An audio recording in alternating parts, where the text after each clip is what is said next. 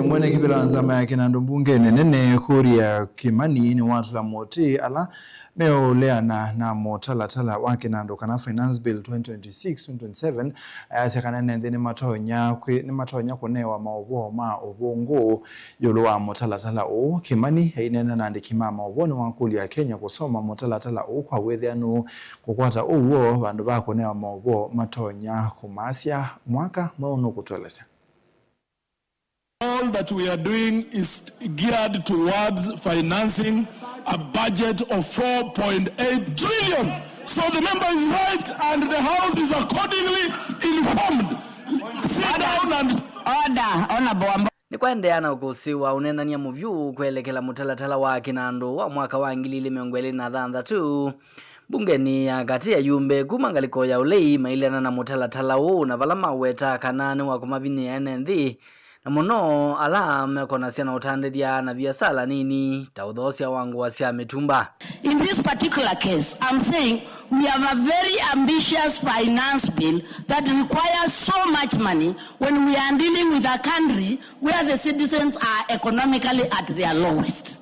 Intercharge fee and merchant service fee, which raises the card-based payment. On that regard, Mr. Speaker, this cost translate will go up and effectively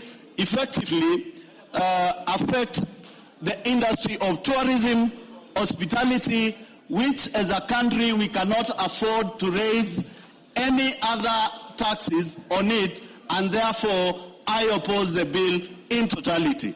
Unenania ilasimithia Mwenekivila wa nzama ya Kinandu Mbungeni ya kati Kimani Kuria kweta kikalo na andikima mauvoo na vala waleana na mawoni ma ambunge ma Ulei iweta kana maende na kumaluluti cha Enenthi yiulu wa mutalatala usu wa Kinandu. We have had extensive public participation and we want to guarantee the members of the public that there is no any imposed taxation on mitumba. So ignore all the propaganda or all the misinformation and disinformation that there is added taxation on mitumba. When we challenge them to show us that clause in the bill that you're referring to, none of them was able to tell us which clause they were referring to.